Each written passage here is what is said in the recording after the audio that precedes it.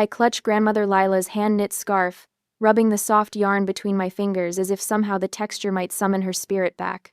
The funeral parlor smells like artificial flowers and furniture polish. I've tucked myself away in the corner chair, watching my family perform their version of grief. Mom dabbles at her eyes with a monogrammed handkerchief, letting out occasional theatrical sobs that echo against the mahogany paneling. Every few minutes, she slips to the bathroom, emerging with freshly applied mascara and her phone clutched in her perfectly manicured hand. The soft click of her camera captures her sorrowful pose beside the gleaming casket for her social media followers. "This lighting is terrible," she mutters, reviewing the photos. Dad stands near the entrance, his voice rising as he argues with the funeral director. "These charges are completely unreasonable," he snaps, tapping furiously at his phone screen. "My stock alerts don't stop just because..." He glances around, lowering his voice. "Just because we're having a family situation. A family situation. That's what death is to my father, an inconvenient interruption to checking his investment portfolio." My brother Cole slouches in a chair across the room, head bent over his phone, thumb scrolling endlessly. The glow from his cryptocurrency app reflects in his glasses. He hasn't looked up in 20 minutes, not even when distant relatives approach to offer condolences.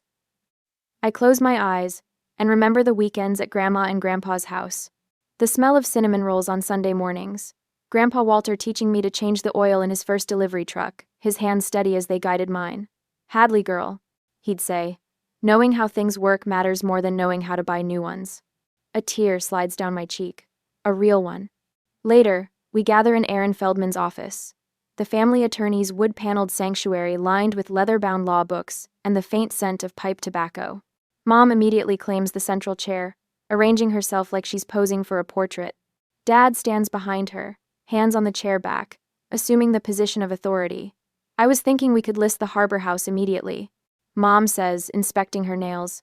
"The market's peaking, and that view will fetch a premium. The boat should sell quickly too," Dad adds, nodding. "And those antiques." "Let's not get ahead of ourselves," Cole interrupts, actually looking up from his phone. "I've already got buyers interested in Grandpa's truck fleet. My startup could use that capital." Aaron clears his throat, silencing the vultures. He looks at me briefly, something unreadable flickering across his face. He pulls out a thick document, placing it deliberately on his desk. "As executor of Walter and Lila Monroe's estate," he begins, his voice formal, "I'm required to read their final wishes exactly as written." My family leans forward expectantly. Aaron adjusts his glasses and begins reading, his tone measured and precise. Legal phrases wash over us until he reaches the critical line. He pauses, takes a breath, and continues. "I hereby bequeath my entire estate, valued at approximately $31.5 million, to my granddaughter, Hadley Elizabeth Martin." The silence that follows feels like the moment before a storm. I blink, certain I've misheard. "The entire estate?" Dad repeats, his voice dangerously quiet. "There must be some mistake," Mom says, her social media smile vanishing. Cole stands abruptly. "What did you do?" he demands, glaring at me. "How did you manipulate them?" The accusation stings worse than if he'd slapped me. "I didn't." My voice catches. "I had no idea." Aaron raises his hand for silence, then reaches for his computer. "Walter and Lila anticipated your reaction. They prepared this." He turns the screen toward us. Grandma and Grandpa appear, sitting together on their porch swing. They look tired but resolute. "If you're watching this," Grandpa begins, "then our decision has come as a shock to some of you." Grandma's gentle voice continues. "Gregory, Serena, Cole, we've watched how you speak about us when you think we're not listening, how you plan for our money while we're still living." My throat tightens as memories flood back. Being dropped off at their modest-looking home, which apparently concealed millions while my parents attended networking events. Teenage me helping Grandpa maintain his small fleet of trucks that were apparently the brute foundation of a shipping empire. Grandma teaching me to bake, to garden, to live with purpose rather than pretense. "Hadley is the only one who ever loved us for ourselves," Grandma says, her eyes welling, "not for what we could give her." The video ends. Aaron closes his laptop with quiet finality. In the parking lot, Dad corners me against my car, his breath hot on my face. "You'll transfer control to me tomorrow," he says, voice low and dangerous. "You can keep 12%. "Darling," Mom coos, appearing at his side, Her concern as manufactured as her grief. This kind of money requires experience to manage. You simply aren't equipped. Cole looms behind them. Remember what family loyalty means, Hadley. Remember who takes care of who. I grip my keys tightly, feeling the metal bite into my palm. I need time to think. I manage, voice trembling but firm. Dad's face darkens. Remember who owns your apartment building, Hadley. Remember who can make one phone call and leave you homeless. They walk away, a united front of entitlement. I stand frozen, keys digging into my skin, the weight of $31 million, and my grandparents' trust pressing down on me like a physical force. That night I pace my tiny studio apartment, panic clawing at my chest. Everything I own fits in this room. My life as a school counselor barely covers rent. I have no savings, no backup plan. I sink onto my bed, fingers still clutching Grandma's scarf, when a pounding at my door makes me jump. Management inspection, a gruff voice calls. My phone rings. Aaron's name flashes on the screen. Hadley, he says urgently when I answer. They're planning to lock you out. It's illegal, but they might try. You need to leave. Now. Tears blur my vision as I throw essential items into a backpack, my hands shaking so badly I can barely zip it closed. I never imagined that inheriting a fortune would leave me feeling more vulnerable than I've ever been in my life. But as I grab Grandma's scarf and wrap it around my neck, her voice seems to whisper in my ear. Stand your ground, Hadley girl. Some things are worth fighting for. The following day, rain pelts the windshield as I pull up to Grandma and Grandpa's Gig Harbor home. The sprawling craftsman sits back from the road, wrapped in cedar and stone, modest in design, despite its waterfront location. Nothing like the gleaming modern mansions that have sprung up around it over the decades. I sit in the car, watching raindrops race down the glass, my heart hammering against my ribs. 24 hours ago, I was fleeing my apartment with a backpack of essentials. Now I'm about to enter a house worth millions that somehow belongs to me. The front door opens before I reach it. Miguel Alvarez stands in the entryway, his weathered face solemn. For 15 years, he's managed this estate, becoming more family than employee. Miss Hadley. His voice breaks slightly. Welcome home. I step inside, dripping onto the worn oak floors. The house smells like lemon oil and cinnamon, just as it always has. Your grandmother asked me to give you this. Miguel extends a small brass key. If things went this way. He leads me to Grandpa's study, where a heavy antique desk dominates the room.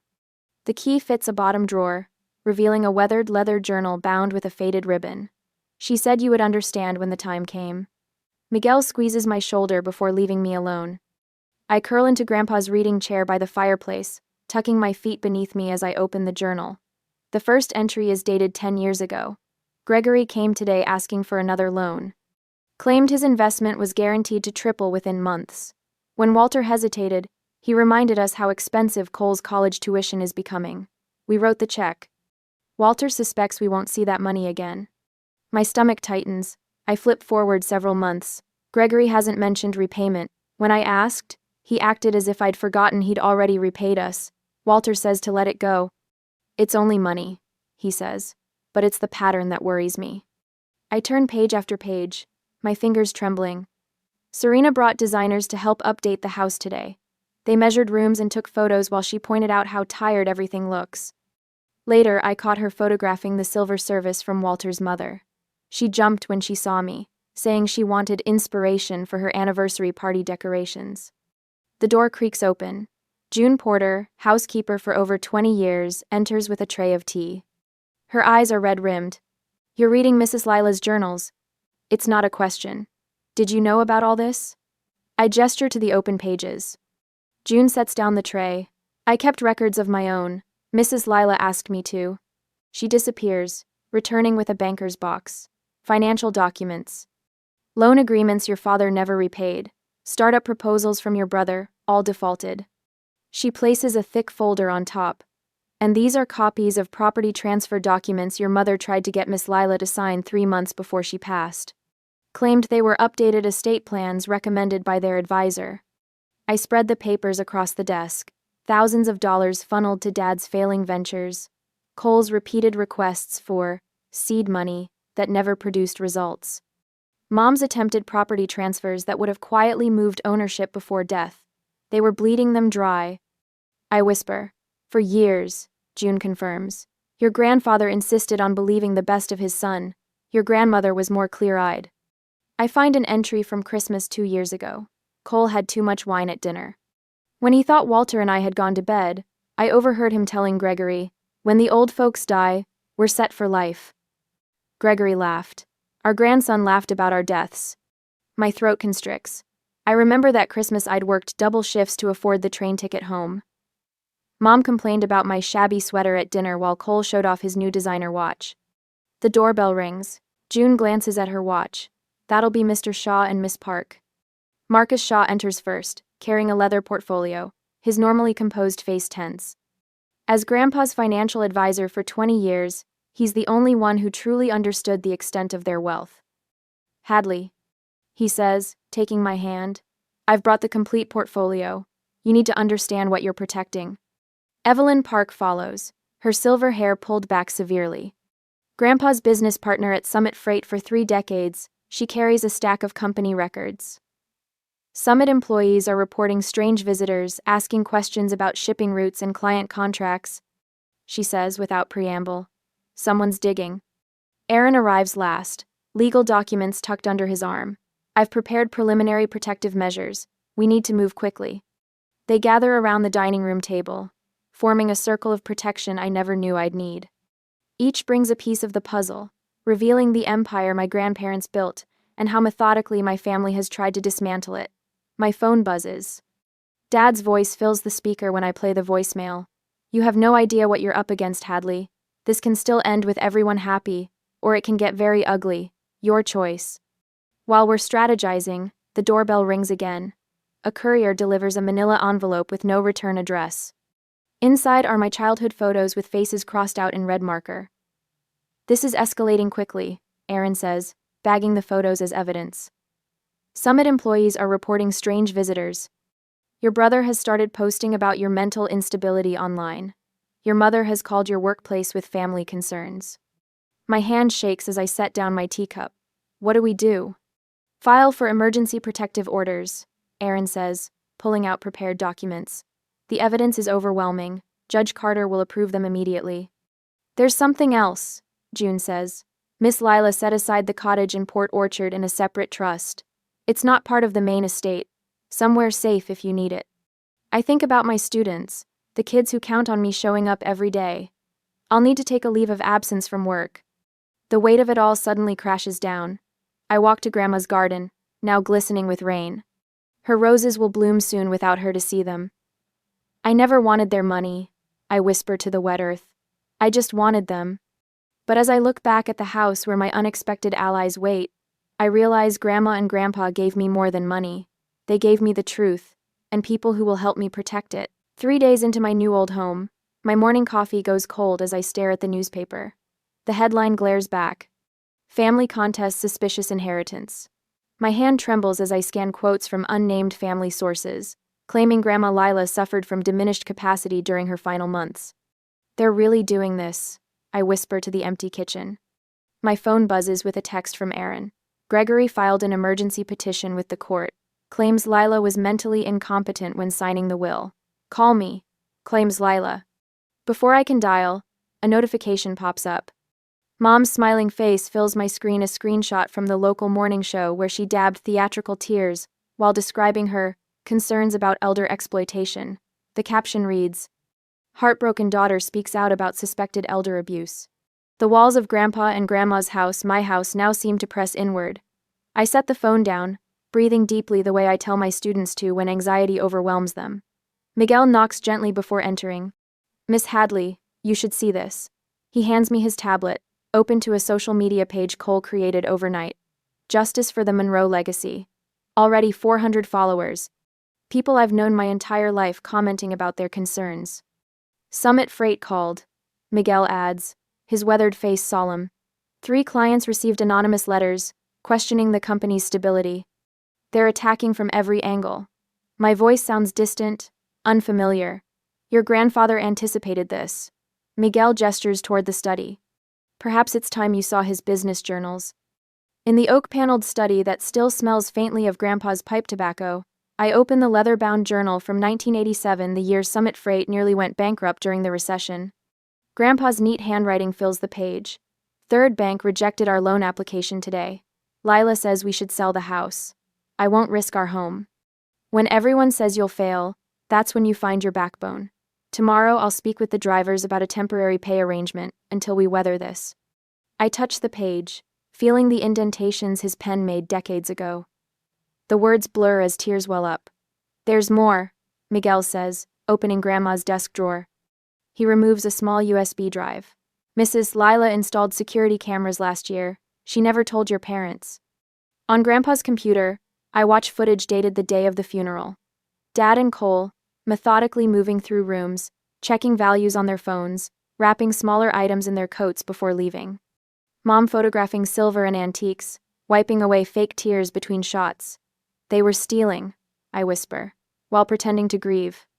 Mrs. Lila knew. She kept records of everything.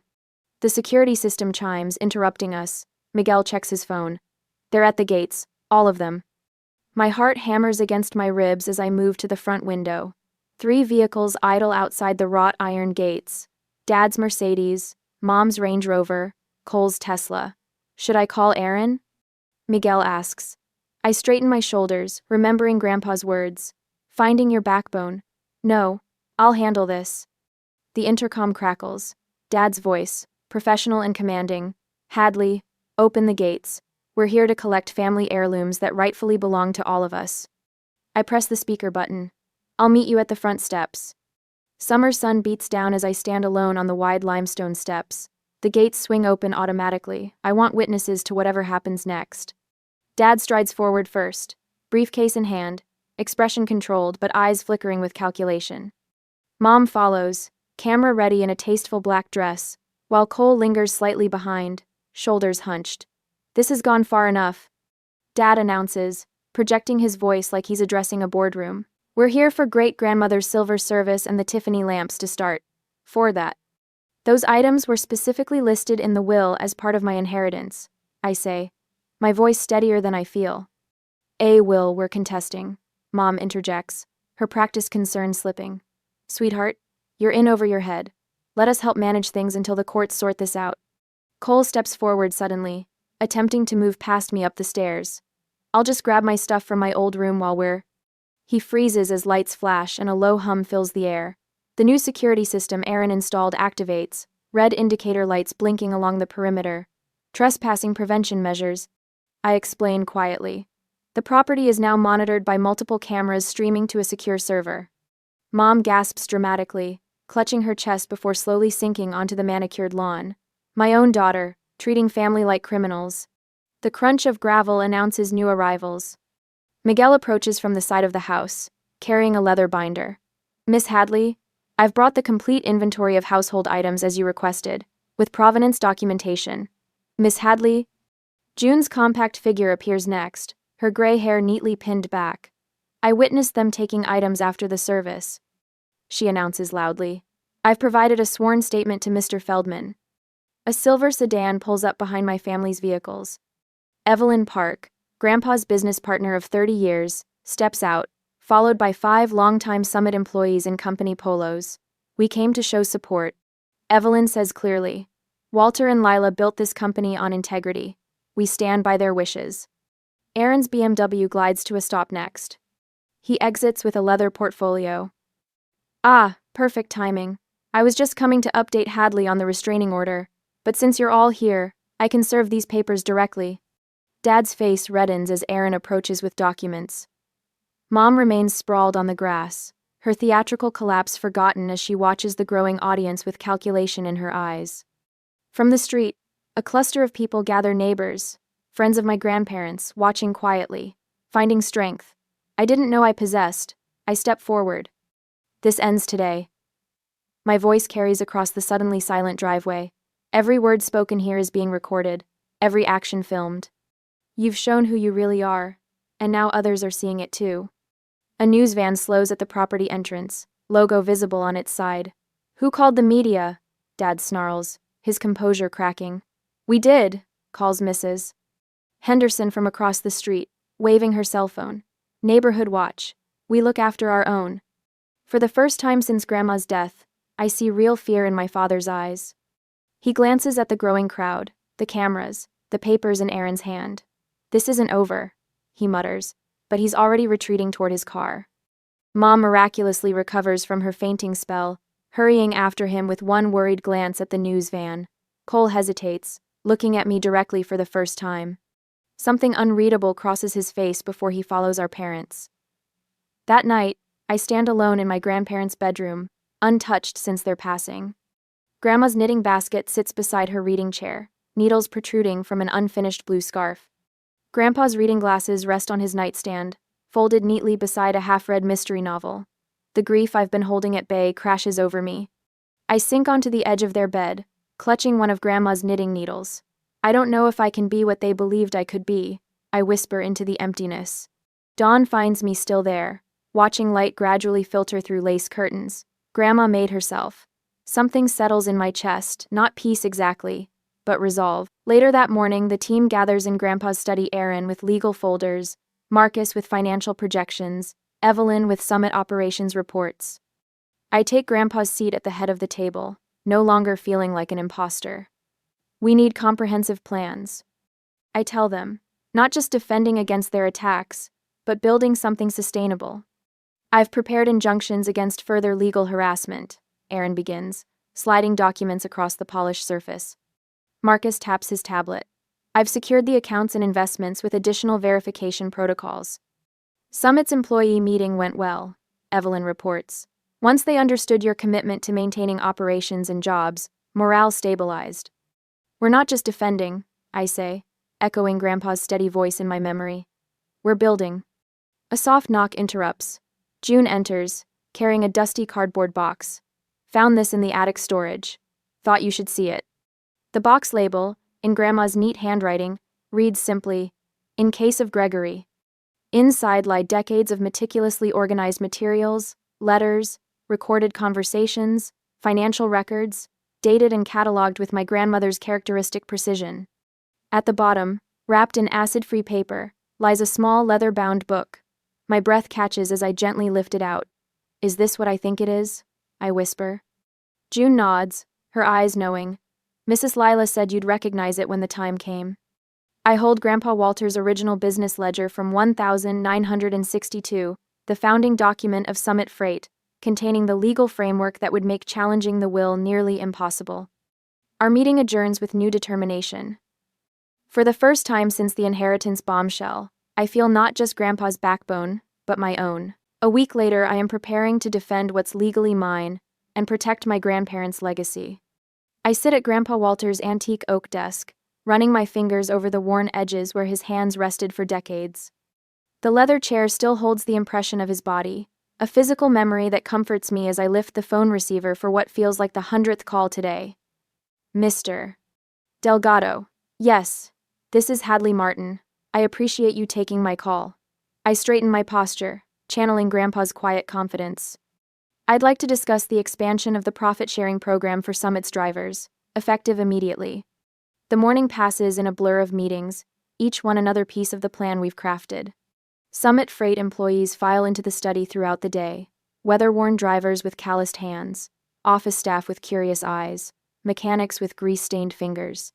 Each leaves with shoulders a little straighter, eyes a little brighter. My grandfather believed a company is only as strong as the people who build it daily, I tell the gathered department heads. Starting next month, every employee participates in the expanded profit-sharing program. Healthcare coverage increases to include dependents. The education fund doubles. Evelyn hands out the detailed packets, while Marcus projects the financial models showing long-term sustainability. The room erupts in applause, genuine and warm, nothing like the hollow social media applause my mother craves. Dr. Reynolds, I say later, phone pressed to my ear as I review the community needs assessment spread across the desk. The foundation wants to focus first on vocational training scholarships. My grandfather believed in the dignity of skilled trades. The foundation expert on the other end speaks excitedly about implementation timelines. I jot notes in the margins of the assessment, circling areas of greatest impact. My phone buzzes with a text from Aaron. Gregory contacted 3 major clients directly, claiming family concerns about Summit's stability. I exhale slowly, feeling the familiar tightness in my chest. The desk phone rings minutes later.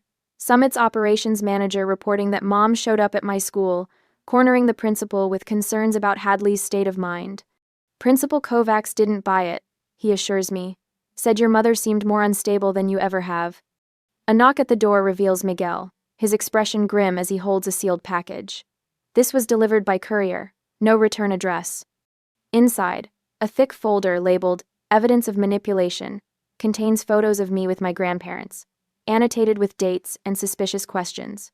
Email printouts of supposed psychological assessments. Medical records with highlighted passages suggesting my undue influence. I flip to the last page and burst into unexpected laughter.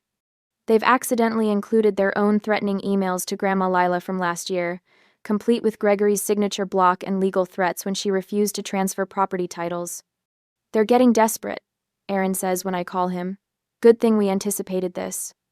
The next morning dawns clear and cool as I prepare for the Chamber of Commerce luncheon. Dad had planned this moment for weeks, according to our sources, a public confrontation where I'd be forced to defend myself among the business elite of Gig Harbor. Ready? Evelyn asks as we pull into the country club parking lot. Marcus adjusts his tie.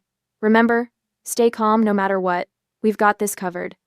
The banquet room falls quiet as we enter. Gregory's face darkens when he spots us, his body tensing like a predator preparing to pounce. I feel dozens of eyes tracking our progress to the reserved table.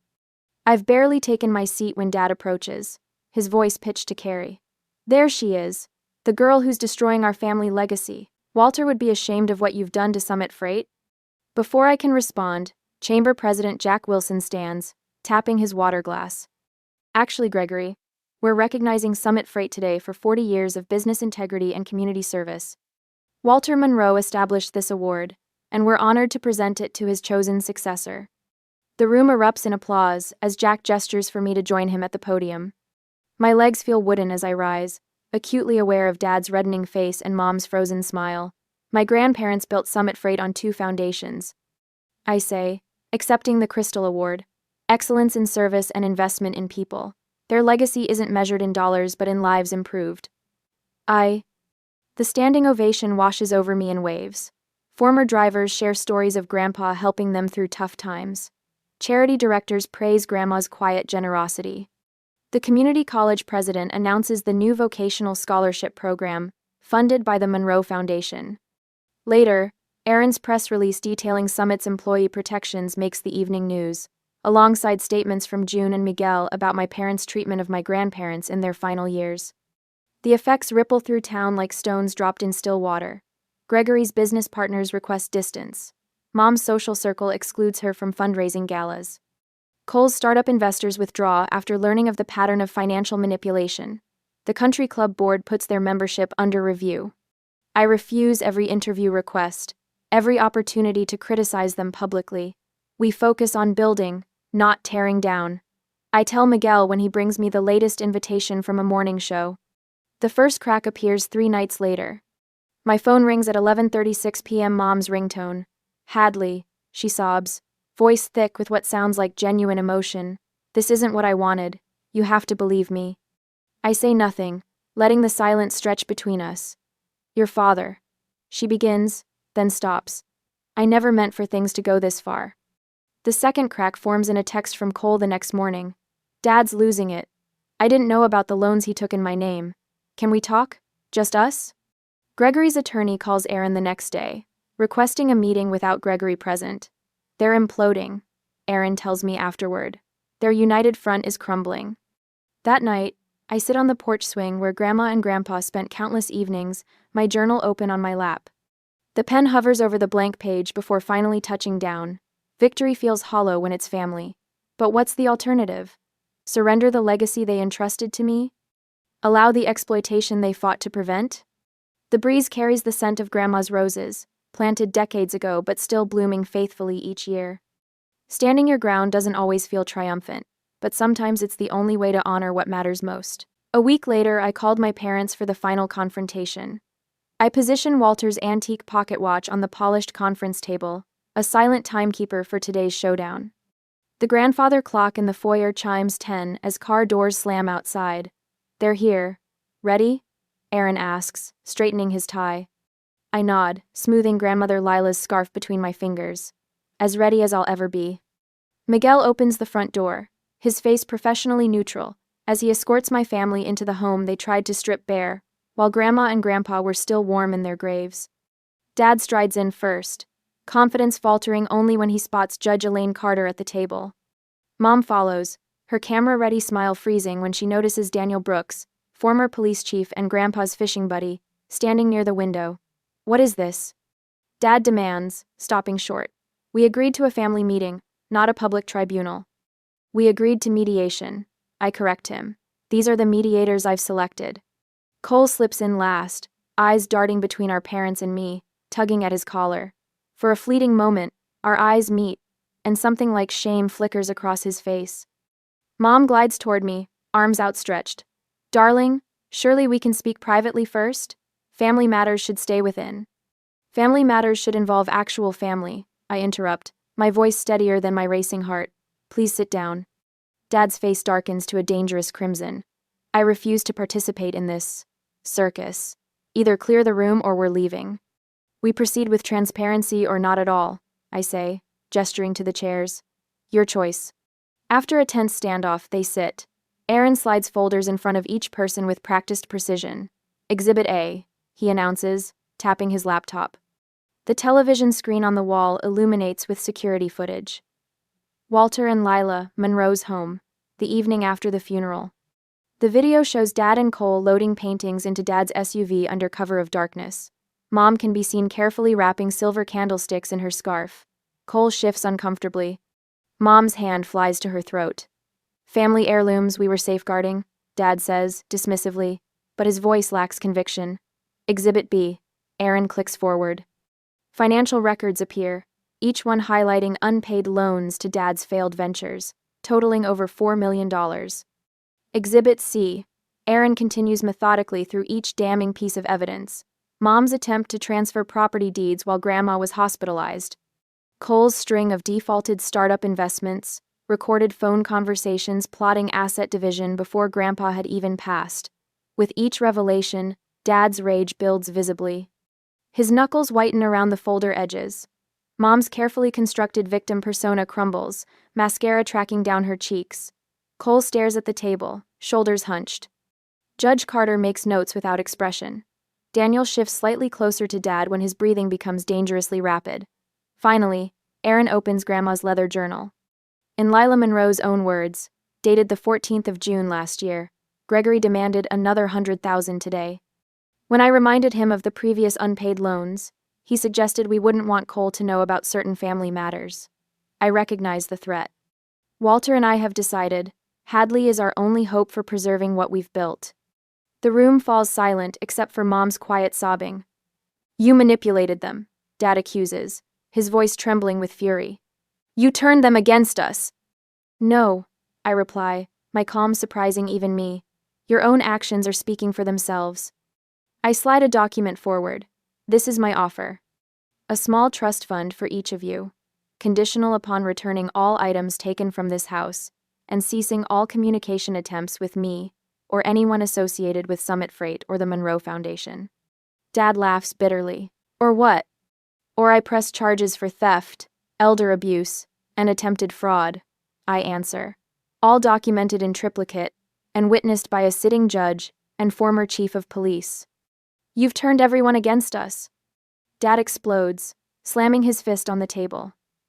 No, Dad, I say, meeting his eyes directly. Your own actions have done that all by themselves. The grandfather clock ticks loudly in the silence that follows. 10 minutes pass before Dad snatches the pen Aaron offers. The scratching of signatures feels like closing a book. As they leave, Cole hesitates at the doorway, looking back with an expression I can't quite read. For a moment, I think he might stay, might choose differently. Then Dad barks his name, and he follows them out. When the door closes, I exhale shakily. Aaron squeezes my shoulder. Judge Carter nods with approval. Daniel's weathered face breaks into a smile. Walter would be proud, he says quietly. Standing your ground isn't about being the loudest voice in the room. It's about knowing when enough is enough. I touch Grandma's scarf, still wrapped around my neck.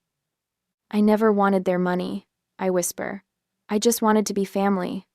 I know, Aaron says.